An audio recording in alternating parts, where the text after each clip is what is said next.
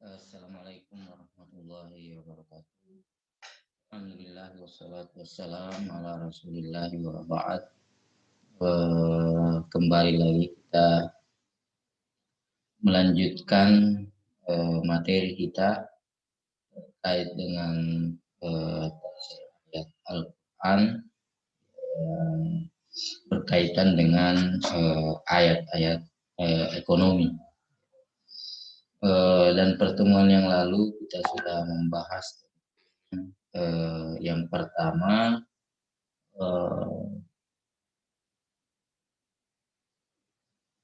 pertama adalah prinsip-prinsip ekonomi, kemudian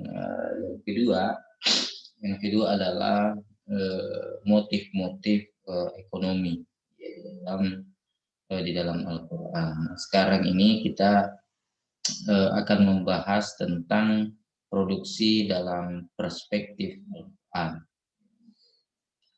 Nah, kalau kita berbicara tentang produksi, ini adalah merupakan suatu hal yang sangat vital ya di dalam perekonomian. Kenapa? Karena produksi inilah yang akan membangkitkan perekonomian dunia. Nah, produksi sendiri itu ada dua. Yang pertama adalah produksi barang, kemudian yang kedua adalah produksi jasa. Jadi produksi barang maupun jasa.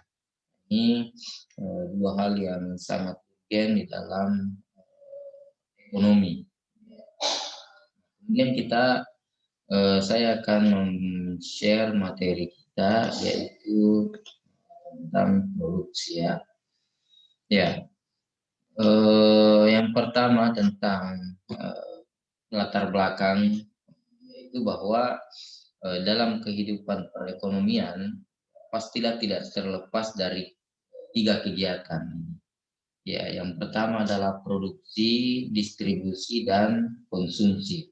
Ini memang sudah menjadi hal yang lagi namanya pasti kita pelajari dalam perekonomian itu. Dan tiga hal ini akan senantiasa dibahas itu. Pertama adalah produksi. Nah, siapa yang akan memproduksi, bagaimana caranya memproduksi, kemudian untuk siapa, ya untuk siapa diproduksi, untuk siapa barang dan jasa itu diproduksi. Nah, kemudian selanjutnya prosesnya adalah bagaimana caranya mendistribusikannya, kemudian mengkonsumsinya. Nah, di mana ketiganya ini saling terkait satu sama lainnya. Islam memiliki konsep produksi barang dalam artian yang cukup luas. Ya, kenapa? Karena di dalam Al-Quran sendiri itu tidak membahas secara detail bagaimana produksi, kemudian bagaimana prosesnya, bagaimana caranya, dan untuk siapa itu tidak dibahas. Tetapi Al-Quran berbicara secara umum tentang produksi. Dari sanalah kita mengembangkan apa yang sudah dibahas itu. Dalam hal ini, Islam memiliki Al-Quran serta hadis sebagai pedoman dalam menentukan dan menekankan manfaat dari barang yang diproduksi. Jadi, di dalam Al-Quran itu kemudian mengajarkan kita nilai-nilai bagaimana cara memproduksi. Bukan hanya sekedar kita memproduksi barang sesuai dengan kebutuhan manusia, sesuai dengan keinginan manusia, akan tetapi Al-Quran berbicara tentang bagaimana manfaat ya barang tersebut ya, dan bagaimana kita memproduksi itu tidak boleh lepas daripada koridor-koridor, tidak boleh lepas daripada rel-relnya, yaitu bahwa memproduksi sesuatu barang dan jasa itu harus dilihat dari sisi kehalalannya. Ya, tidak boleh asal memproduksi. Ada barang, ada jasa yang sama sekali meskipun itu ada sebagian manusia yang menginginkan, akan tetapi kita lihat dari sisi kehalalannya, kita lihat dari sisi kethayyibannya.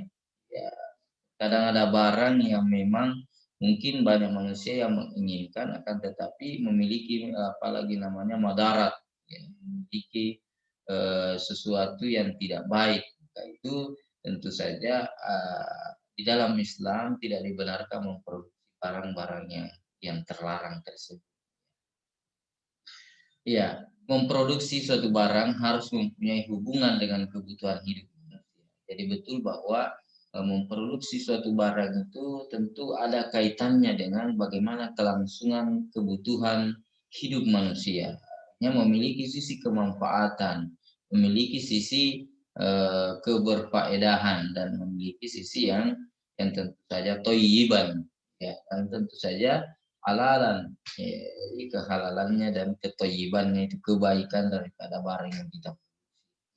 Artinya suatu barang harus diproduksi hanya untuk memenuhi kebutuhan manusia dan bukan semata-mata memproduksi barang-barang yang tentu tidak memiliki kebutuhan. Ya.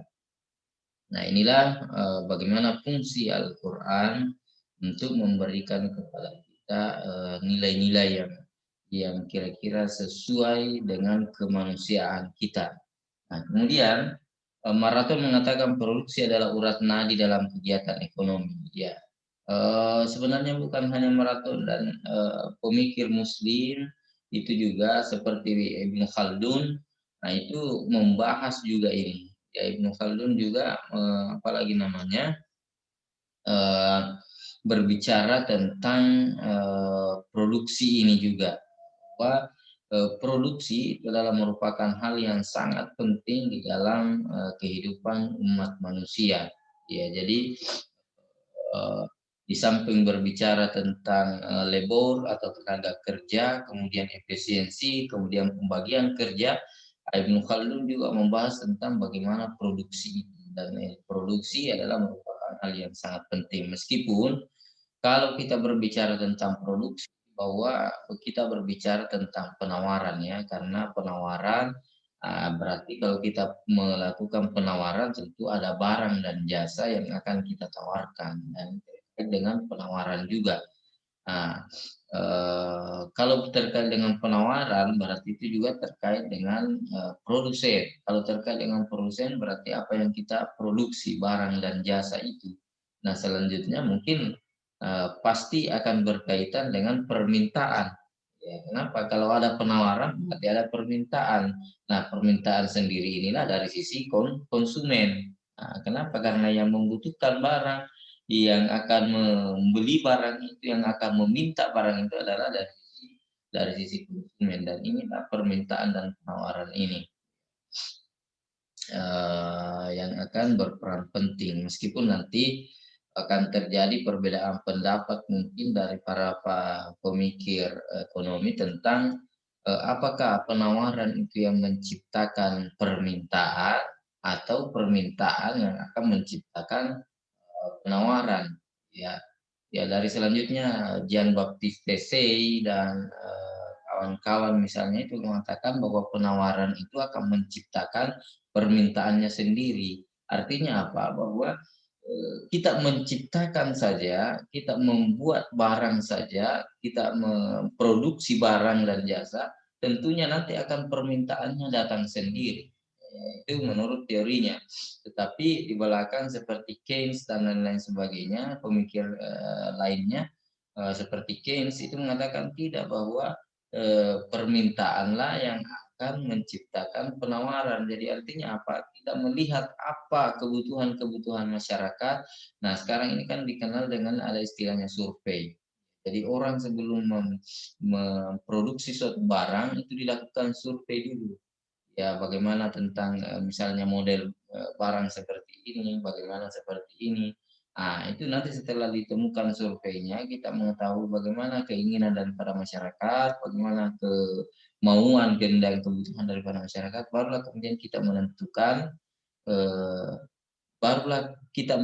bahwa kita akan memproduksi barang seperti ini, jumlahnya seperti ini. Nah, ini barulah kita nah inilah yang mendasari bahwa permintaan itulah yang menciptakan penawaran. Ya, jadi itu adalah merupakan dinamika pemikiran ekonomi ya. Jadi teman-teman nanti bagaimana membuktikan teori tersebut, ya silahkan saja. Nah kemudian eh, tidak akan pernah ada kegiatan konsumsi, distribusi ataupun perdagangan barang dan jasa tanpa diawali oleh proses produksi. Jadi memang disinilah kita melihat bahwa pentingnya daripada produksi, karena tentu tidak akan ada yang kita konsumsi, tidak akan ada yang kita distribusikan barang dan jasa, tidak ada yang kita perdagangkan baik barang maupun jasa tanpa diawali oleh proses produksi. Jadi memang produksi itu adalah merupakan hal yang sangat-sangat penting. Tidak ada yang kita konsumsi, tidak ada yang kita perdagangkan itu kalau tidak ada yang diproduksi. Ya. Produksi merupakan proses untuk menghasilkan suatu barang dan jasa atau proses peningkatan utility suatu benda. Jadi produksi adalah proses menghasilkan suatu barang dan jasa. Jadi ketika kita menghasilkan barang dan jasa, itulah yang disebut dengan produksi. Atau barangnya dan jasanya sudah ada, tetapi kita meningkatkan nilainya, ya nilai suatu benda atau nilai suatu jasa. Nah, berarti juga adalah disebut sebagai suatu bentuk produksi. Bukan hanya menghasilkan sesuatu barang dan jasa, tapi kita menambah nilai daripada suatu barang dan jasa, kita memperindah misalnya. Jadi sudah ada bahan bakunya, misalnya sudah ada tepung, sudah ada apalagi namanya, sudah ada terigu, sudah ada gula. Nah, tetapi kita memproses tepung gula ini menjadi bentuknya menjadi kue, nah, berarti kita menambah nilai dari suatu. Itu juga namanya produksi. Jadi ada yang produksi mungkin dari hal dari barang yang tidak jadi menjadi barang jadi atau bahan baku, kemudian dari bahan baku itu kemudian menjadi sesuatu yang bermacam-macam, ya kue, kita membuat apa saja yang menambah nilai barang itu disebut dengan suatu proses produksi. Dalam istilah ekonomi, produksi merupakan suatu proses siklus kegiatan-kegiatan ekonomi untuk menghasilkan barang dan jasa tertentu dengan memanfaatkan faktor-faktor produksi. Jadi memang dalam teori ekonomi bahwa faktor-faktor ekonomi, faktor-faktor produksi itu ada 4 ya. Ya, itu adalah tenaga kerja, kemudian ada modal, kemudian ada tanah atau biasa disebut dengan sumber daya alam, atau apalagi namanya kewirausahaan. Sorry saya tidak mencantumkan di sini. Ya, jadi itu yang keempat itu. Ada tenaga kerja, ada modal, ada sumber daya alam, ya, sumber daya alam apa saja yang kita manfaatkan dalam waktu, kemudian ada kewirausahaan. Ya, kewirausahaan itu adalah proses untuk mengambil risiko dan memproduksi suatu barang dan jasa itu apalagi namanya suatu usaha ya, masuk dalam kategori faktor-faktor produksi. Kenapa kalau tidak ada inovasi, tidak ada usaha untuk membuat sesuatu kan tidak bisa. Meskipun ada tenaga kerjanya, tetapi tidak ada ide, tidak ada ide yang akan kita buat seperti apa, tidak bisa juga. Ya. Nah, kemudian pada masa ini sering terjadi kelangkaan barang pokok di pasaran, terutama saat hari raya besar, yang menjadikan para produsen atau para pedagang sengaja menimbun barang agar harganya dapat meningkat tentu.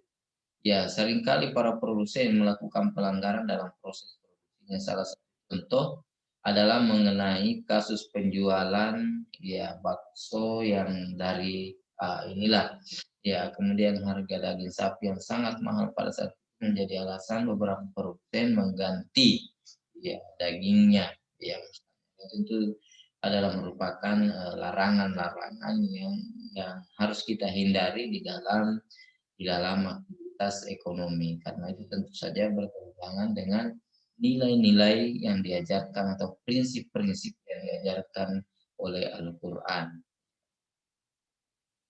Tentu saja akan terjadi apalagi namanya itu adalah merupakan hukum permintaan yang alamiah ketika permintaan tinggi, kemudian apalagi namanya tidak diiringi dengan penawaran juga yang tinggi, itu pasti akan membuat harga menjadi tinggi. Ya, itu sudah merupakan hukum permintaan dan penawaran. Apalagi namanya ketika permintaan tinggi terhadap suatu barang itu akan menekan harganya sehingga harganya bisa menjadi naik. Jika tidak diiringi dengan penawaran yang ikut juga ikut tinggi. Kalau permintaan yang tinggi kemudian diikuti dengan penawaran yang tinggi, biasanya tidak akan diikuti dengan harga yang tinggi.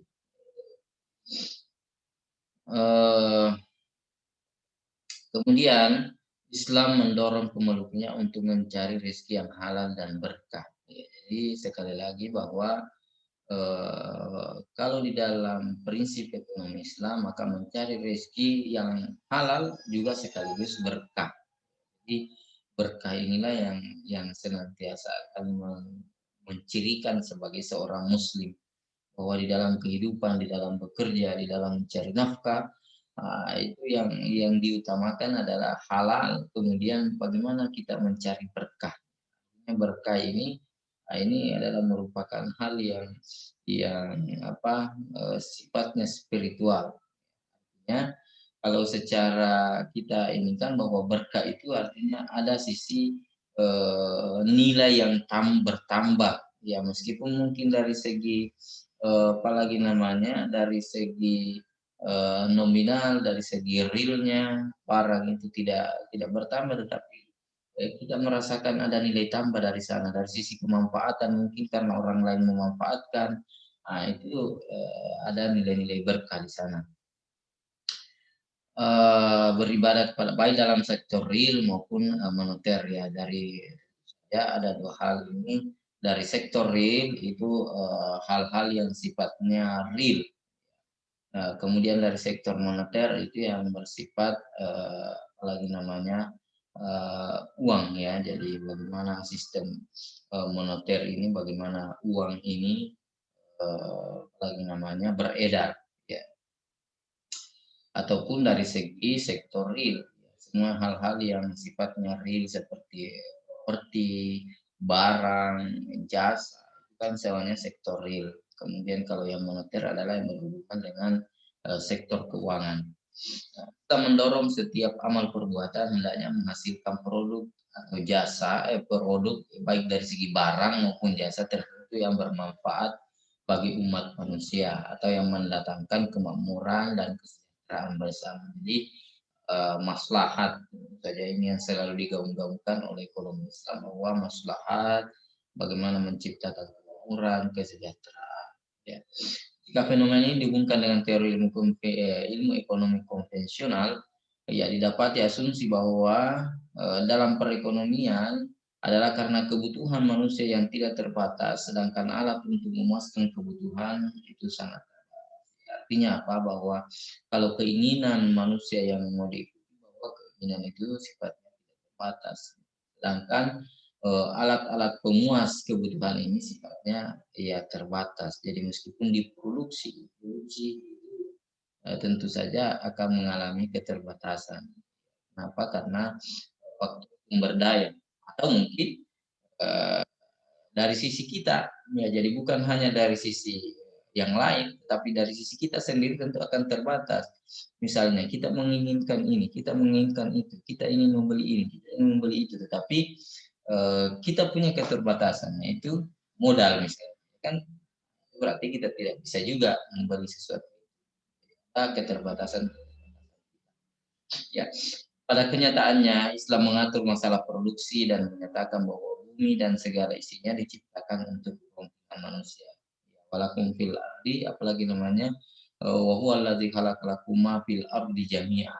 Allah menciptakan bumi ini kepada kita semuanya, kepada manusia itu untuk kepentingan manusia. Tetapi ingat, tidak boleh serakah, tidak boleh tamak. Ya, Allah wasakhkhara lakum ma fis samawati ma fil ardi. Jadi kita ditundukkan langit dan bumi ini semuanya adalah untuk kepentingan manusia. Bayangkan kita sebagai manusia yang sangat lemah, dibandingkan dengan makhluk-makhluk yang lain ini, manusia ini sangat lemah dibandingkan dengan api saja. Dengan manusia kalau kita adu kekuatan itu kita kalah, ya. Atau mungkin makhluk-makhluk yang lain kita kalah ya dari segi kekuatan dan lain-lain sebagainya. Tetapi kenapa bisa manusia yang menguasai bumi ini? Nah, itulah karena memang Allah Subhanahu wa taala memberikan kepada kita kemuliaan, Allah memberikan kepada kita fadilah, keistimewaan dibandingkan dengan makhluk-makhluk lain. Di samping otak kita, Allah memang menundukkan ke dalam Al-Qur'annya itu apa yang ada di bumi ini, sehingga coba lihat, kalaulah kita berpapasan mungkin dengan binatang-binatang, dengan apalagi namanya makhluk-makhluk yang lain, maka pasti mereka akan merasa minder, akan takut kepada manusia. Padahal kalau kita mungkin adu antara manusia dengan yang lain, tentu kita akan kalah. Nah, misalnya saja kita berpapasan dengan ular di jalan misalnya. Kira-kira siapa yang akan minggir? Apakah ularnya atau manusianya? Nah, ini ularnya yang akan minggir. Nah, itulah memang diberikan naluri bahwa atau intuisi bahwa ketika bertemu dengan manusia mereka akan minggir, kecuali mungkin dalam dalam kondisi-kondisi yang kaget ya, yang terdesak. Tetapi intuisinya akan seperti itu. Lalu bukti bahwa memang Allah Subhanahu Wa Taala menundukkan apa yang ada di bumi, apa yang ada di langit itu semuanya pada manusia. Itulah kelebihan daripada kita manusia, ya. Ya, kalau dari segi pengertian, saya kira ini sudah banyak sekali tentang kata produksi. Ya. Dalam bahasa Indonesia diserap dalam pemikiran ekonomi bersama dengan kata distribusi dan konsumsi. Ya. Ya, produksi dalam KBBI, Kamus Besar Bahasa Indonesia, sebagai proses mengeluarkan hasil atau ada penghasilan. Jadi bagaimana menghasilkan sesuatu. Ya, jadi itu produksi. Nah, kalau dalam bahasa Inggris, Indonesia John Eccles itu mengatakan production yang mengandung arti penghasilan. Ya, berarti memang ketika kita berbicara tentang produksi, maka kita berbicara tentang apa yang dihasilkan. Ya. Ya, baik yang dihasilkan dalam bentuk barang yang real itu atau bentuknya jasa. Ya, jasa itu banyak. Misalnya dalam berusaha travel, ya dalam mengajar, itu kan semuanya berhubungan dengan jasa. Apa? Karena tidak real sifatnya, tetapi ada sisi manfaat yang kita dapatkan. Ada mungkin dari segi kepuasan, ada dari apa, misalnya tidak jalan-jalan itu kan sebenarnya tidak real, tetapi ada kepuasan batin yang kita dapatkan, ada utility di sana. Ya. Sedangkan kalau kita berbicara tentang dalam bahasa Arab, produksi itu biasanya kita sebut sebagai al-intaj. Dalam al-intaj ini berarti proses memproduksi suatu barang. Kalau kita pakai dalam istilah bahasa Arab ya, kalau al-intaj, antaja yuntiju intaj, berarti itu adalah proses menghasilkan barang. Ya, itu al-intaj. Kalau at-tahsil itu proses menghasilkan suatu barang ya, ataupun jasa. Itu at-tahsil, menghasilkan. Dan itu sudah menjadi bahasa Indonesia ya, hasil. Tahsil. Ya, mengandung arti penghasilan, menghasilkan sesuatu. Begitupun dengan Ibnu Khaldun menggunakan kata tafsir untuk produksi ketika yang membahas pembagian spesialisasi tenaga kerja. Jadi sudah dibahas oleh para pemikir Muslim seperti Ibnu Khaldun. Dalam teori konvensional disebutkan bahwa teori produksi ditujukan untuk memberikan pemahaman tentang perilaku perusahaan dalam membeli dan menggunakan masukan. Ya, membeli dan menggunakan masukan atau input ya untuk produksi dan menjual keluaran atau produk. Jadi berhubungan dengan input dan output. Inputnya ini apa saja yang kita gunakan sebagai sarana untuk memproduksi suatu barang. Misalnya bahan baku kita gunakan untuk memproduksi. Itu kemudian outputnya nanti apa hasil daripada produk yang kita hasilkan dari input tadi. Itu Lebih lanjut yang menyebutkan teori produksi juga memberikan penjelasan tentang perilaku produsen dalam memaksimalkan keuntungannya ataupun mengoptimalkan efisiensi produk. Ya, tentu saja kalau bicara tentang produksi maka biasanya efisiensi ya, supaya untuk memaksimalkan keuntungan maka harus pandai-pandai mengefisiensikan bagaimana efisiensi daripada barang-barang. Nah, kalau di dalam Al-Quran itu faktor produksi kita sudah berbicara ada di dalam Al-Quran, misalnya tentang faktor produksi tenaga kerja. Ya, misalnya di dalam surah An-Najm, ya, ayat 39, wa allaisa lil insani illa masa, dan tidaklah apa yang dihasilkan, apa yang diperoleh oleh manusia itu kecuali apa yang dia usahakan. Jadi ini berbicara tentang faktor produksi, ini adalah tenaga kerja. Artinya kita bekerja, kita melakukan sesuatu, kita menghasilkan sesuatu sesuai dengan apa yang kita kerjakan, apa yang kita lakukan, itu faktor tenaga kerja. Nah, kemudian kalau berbicara tentang apa lagi namanya, bahan baku dan bahan penolong, ini juga fa'azallahum syaitanu anha fa akhrajahuma mimma kana fihi wa qulna itu ba'dukum li ba'din. Saya kira itu hanya pengantar, tetapi yang intinya adalah walakum fil ardi mustaqarru wa mata'un ilahi. Dan bagi kamu apa yang ada di bumi, mustaqarrun itu tempat tinggal, wa mata'un ilahi dan perhiasan-perhiasan. Jadi saya kira ini adalah merupakan gambaran di dalam Al-Quran eh, bahwa di dunia ini kita sudah diciptakan ya berbagai macam, di dalam dunia ini kita sudah diciptakan oleh Allah Subhanahu wa taala berbagai macam sumber atau bahan-bahan yang akan kita gunakan sebagai sarana untuk memproduksi barang maupun jasa. Ya, tahun itu kan perhiasan-perhiasan atau misalnya ada apalagi namanya hiburan-hiburan. Nah, itu kan semuanya adalah merupakan eh, akan menghasilkan nanti produksi karena produk barang dan jasa. Kemudian selanjutnya adalah faktor modal. Ya, faktor modal dalam Al-Quran sudah dijelaskan ini. Zuyyina linnasi hubbus syahawati minan nisa wal banina wal qanatir al muqantarati minaz zahabi wal fiddah wal khailul musawwamati wal an'am wal harth. Ada emas, ada perak, ada binatang dan lain-lain sebagainya. Ada merupakan barang modal yang kita gunakan untuk produksi, tapi itu yang masih yang dulu ya. Al khailul musawwamati wal an'am wal harth, yaitu binatang-binatang ternak yaitu dipakai membajak sawah dan lain sebagainya. Tapi sekarang sudah modern, digantikan dengan apalagi namanya dengan mesin-mesin yang sudah membajak sawah, mesin yang sudah memanen sawah dan lain sebagainya. Itu luar biasa. Jadi di dalam Al-Quran kita sudah ditunjukkan bagaimana ada berbagai macam faktor-faktor produksi dan bagaimana kalian mempergunakan itu semuanya adalah untuk kemaslahatan manusia dan tentu saja harus melalui proses yang baik, yang halal, yang thayyib, kemudian tidak melanggar rambu-rambu. Ya. Kemudian petunjuk Al-Quran tentang produksi. Ya wal an'ama khalaqaha. Ya, bagaimana kita menciptakan. Dan dia telah, ini kan dari Allah Subhanahu wa taala menciptakan binatang ternak untuk manusia. Ya, manusia lah nanti yang akan mengolah itu. Ya, jadi kita diciptakan seperti itu. Allah menciptakannya untuk manusia, selanjutnya manusia lah yang menggunakan pikirannya, yang menggunakan otaknya, kemudian mengolah, menciptakan dan menghasilkan barang dan jasa yang bermanfaat untuk manusia.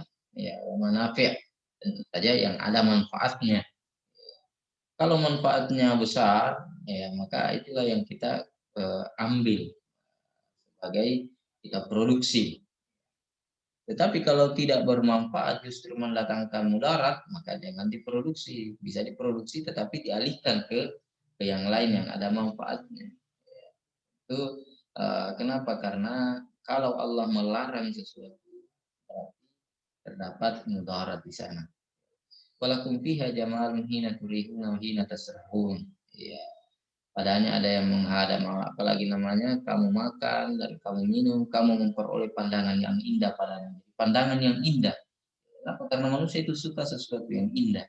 Makanya kita membutuhkan misalnya traveling, kita membutuhkan jalan-jalan, kita membutuhkan rekreasi, itu kan sebenarnya di situ adalah yang diproduksi adalah jasa. Ya, jadi bagaimana kita mendapatkan jasa ini, tentu saja itu adalah agar supaya kita menjadi bahagia, menjadi pandangan kita bisa enak dan lain-lain sebagainya. Jadi berbicara tentang barang dan berbicara tentang jasa. Jadi itu di dalam Al-Quran kita sudah diberikan petunjuk seperti itu. Selanjutnya ini di dalam surah An-Nahl juga, wallahu anzala minas sama'i ma'an fa ahya bihil arda ba'da mautiha inna fi dzalika laayatin liqaumin yasma'un. Ya. Jadi Allah menurunkan, ya. Jadi Allah sebenarnya memproduksi, ya. Jadi produksi pertama tentu saja adalah Allah Subhanahu wa taala, karena Dialah yang menciptakan bahan segala sesuatu. Jadi manusia hanya sebenarnya ya meskipun memproses memproduksi, menciptakan sesuatu, kita sifatnya hanya memproses, memproduksi barang-barang yang sudah ada. Kenapa? Karena bahan bakunya itu Allah Subhanahu wa taala yang menciptakan, yang memproduksi, yang menurunkan air hujan yang pertama kali, fahiyya bihil arda ba'da mautiha. Setelah itu dari air yang diturunkan oleh Allah Subhanahu wa taala dari langit, itulah tumbuhlah tumbuh-tumbuhan. Ya, inna fi dzalika laayatin liqaumin. Sesungguhnya kata Allah, itu semua adalah merupakan tanda-tanda kekuasaan Allah di kaum yasma'un, orang-orang yang mau mendengarkan, bagi orang-orang yang mau berpikir, bagi orang-orang yang mau mentadaburi, mempelajari, dan mau memahami terhadap ayat-ayat yang diturunkan oleh Allah Subhanahu wa taala. Walakum fil an'ami la ibratun. Jadi tidak, dan bagi kamu sekalian, nalakum, dan sesungguhnya untuk kamu sekalian, fil an'ami, terhadap binatang-binatang ternak kalian itu, la ibratun, saya ada petunjuk, ya, ada pelajaran pada kalian. Nuskikum mimma fi butunihi, kami kata Allah, nuskikum, ya, memberikan minum kepada kamu, fi butunihi, apa yang keluar dari perut-perut binatang-binatang itu, ya, maksudnya susu, ya. Jadi, luar biasa, kita sudah diciptakan ada susu, lah tinggal kita manusia ini bagaimana kita memproduksi, memproses susu ini agar supaya bisa bertahan lama, supaya bisa ketika keluar dari ininya tidak hanya diproduksi orang-orang yang memiliki, tetapi bagaimana bisa didistribusikan kepada orang lain. Min baini farsin wa damin laban khalisan sya'ikan lisaribin. Jadi susu-susu itu keluar di antara daging-daging, di antara darah, labanan khalisan, ada susu yang apalagi namanya murni, sya'ikan lisaribin, yang akan memberikan kepuasan pada orang-orang yang meminumnya. Jadi Allah Subhanahu wa taala sebenarnya mengajarkan kepada kita bahwa sebenarnya kalian sebagai manusia harus berpikir bahwa bagaimana caranya proses produksinya, bagaimana caranya ya itu kan semua gambaran-gambaran kita supaya kita memiliki daya khayal untuk setelah daya khayal ini kita gunakan untuk menciptakan ide ini, kemudian bagaimana kita melakukan proses produksi, ya, berwirausaha dan lain-lain. Saya kira ini adalah merupakan pelajaran yang kita ambil dari ayat-ayat yang berhubungan dengan produksi, ya, yang memabukkan, apalagi namanya ini tentu saja buatlah saran-saran di bukit-bukit, di pohon-pohon kayu, dan di tempat-tempat yang dibikin oleh manusia ini, semuanya adalah merupakan pelajaran, ya, mana Allah Subhanahu wa taala mengajarkan kepada kita, ya, baik itu mungkin memberikan kepada kita intuisi, memberikan kepada kita akal dan pikiran, Nah, itu tentu saja bagaimana kita mempergunakan itu untuk mengelola dunia ini, mengelola bumi ini yang diamanahkan kepada kita sebagai khalifah. Karena manusia ini diciptakan ke dunia ini tentu saja adalah bagaimana menjadi orang yang senantiasa menjadi khalifah, menjadi orang yang menjaga dunia ini, memakmurkan dunia ini, membuat dunia ini menjadi indah, membuat aman dan damai. Saja itu harus dikelola dengan baik. Saya kira eh, kesimpulan bahwa produksi adalah merupakan urat nadi dalam kegiatan ekonomi dan sebagai mata rantai dari konsumsi dan distribusi. Karena yang saya sebutkan tidak ada konsumsi, tidak ada distribusi, tidak ada produksi. Kegiatan produksilah yang menghasilkan barang dan jasa yang dikonsumsi oleh para konsumen. Tanpa produksi maka kegiatan ekonomi akan berhenti. Sebaliknya, menghasilkan barang dan jasa, kegiatan produksi melibatkan banyak faktor produksi yang saya sebutkan tadi ada 4. Yang pertama adalah tenaga kerja atau labor, ada kapital atau modal, ada land atau sumber daya alam, dan ada kewirausahaan. Dalam aktivitas produksi, Islam target hasil tidak hanya diorientasikan kepada profit, tetapi benefit. Bagaimana manfaat, bagaimana kehalalannya, bagaimana berkahnya. Ya.